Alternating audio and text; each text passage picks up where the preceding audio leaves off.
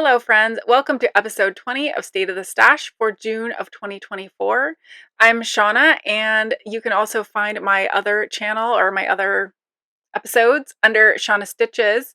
And this is a more focused episode where I talk about all the yarn that has come in and out of my stash for a certain month. And I will also give you a recap of where we are at for the year. I started State of the Stash 20 months ago in an effort to get more yarn out of my stash than I bring in. And most of that is in the form of finished objects because truly I do love my stash. Every time I look through it thinking that I might get rid of something, I'm still in love with it all. So the best way for me to use it and get rid of it out of stash is to finish a project. That being said, I am also learning about some triggers of mine, certain things that cause me to buy yarn. And I know in the past, stress has been one of those factors. It's something to be aware of, something that I try and take control of, although at times it is easier than others. And maybe this is something that you are struggling with as well. So I urge you, if this is how you have been feeling about your stash, like you love it, but it's overwhelming, maybe categorize how much yarn comes into your stash, however you want to do that, whether it's skeins or grams or yards or however, versus how much goes out. And if you are like me, you will realize that yarn comes into stash much faster and easier than it goes out. So that is a conclusion that I've come to. And even though I know that in the back of my head, there are still times where I have weaknesses. And June was no exception. There are purchases that I will not talk about in depth today because I did purchase advents, and we'll say plural advents, which will come into stash probably in November. November is going to be a rough month. But we're just going to focus on yarn that showed up at my door in the month of June. I did only have one purchase, but it was a fairly large purchase. I think I was on Facebook and happened to see either an ad or someone else posted something about how Little Knits had Heritage Wave sock yarn, which is it's similar to Spin Cycle. Could not think of that word, in that it's color changing yarn. It's not exactly self-striping, but Spin Cycle, they call it dyed in the wool because just the way the colors change. I'm probably not explaining that very well, but most of you probably know what Spin Cycle is. So they had it on sale, and it's something that has been in the back of my mind for a long time. I've looked at it several times on different websites, looking at the price, looking at the quantity I might need, because I have been wanting to do one of the pressed flowers versions in this yarn. Each time that I looked it up separately from the Little Knits, I was good. I was like, nah, I've got something in my stash. I can make something work. Well, when I saw it at like half off the regular price, I did it. I was stressed out. I talked to you a while back, a couple episodes ago on my normal episodes about having to put my dog to sleep. And I'm not going to lie, that affected me.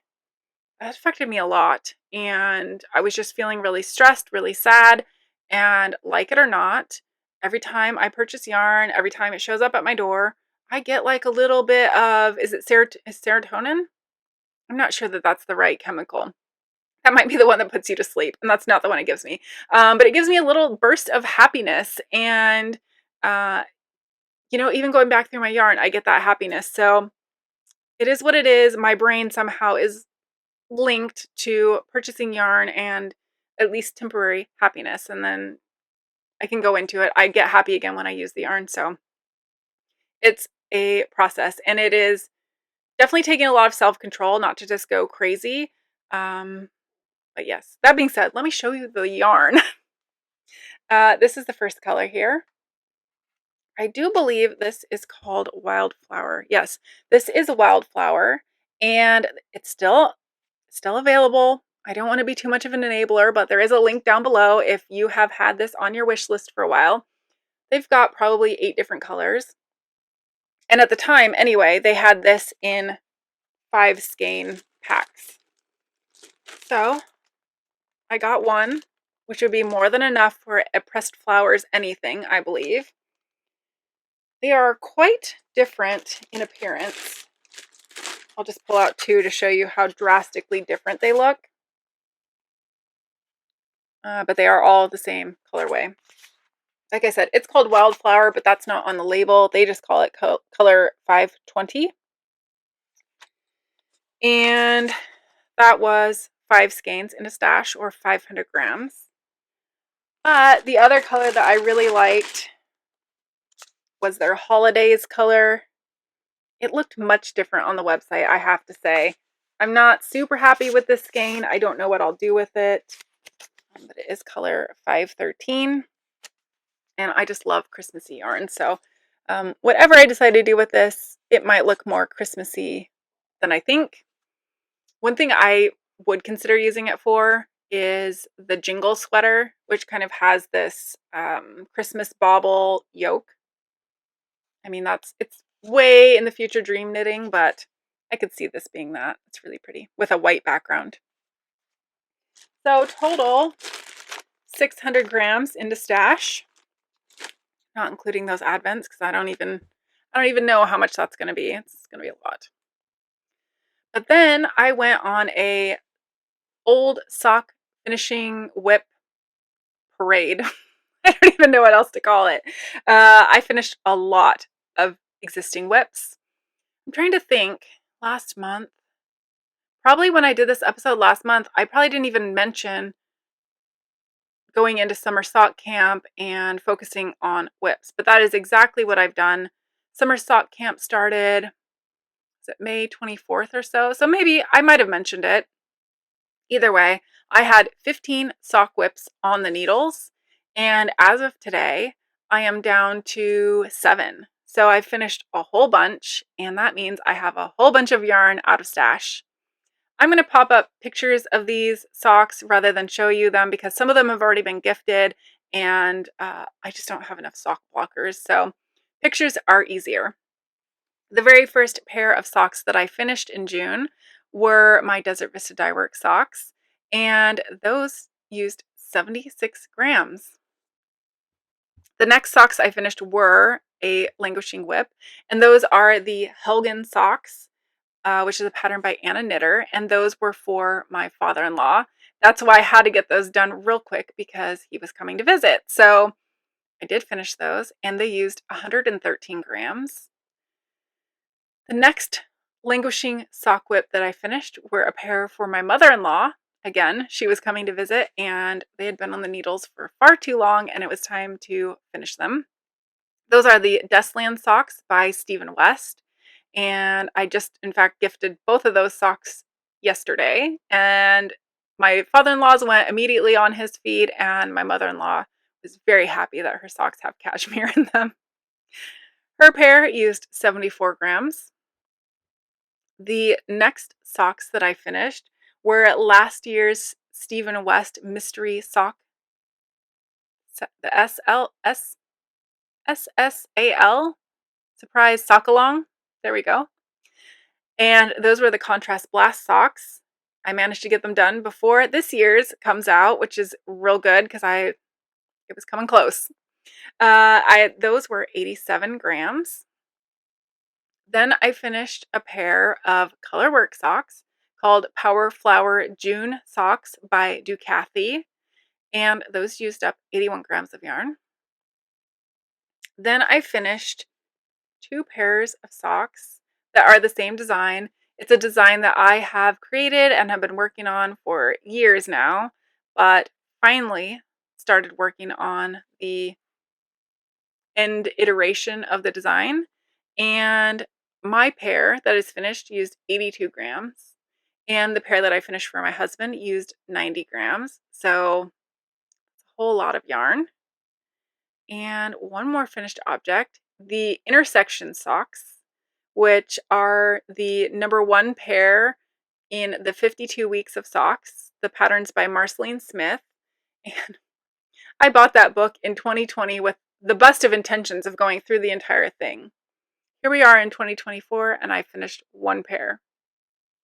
I still would like to knit more out of that book, but those used 93 grams. So we had 600 grams in, and 696 grams out for a difference of negative 96 grams, which means I used almost 1 whole more skein than came in, which is such a relief. Thank God for old whips, right? Like, what am I going to do when I don't have a bunch of, I will say, easy finish projects, but there's been a lot of work put into those.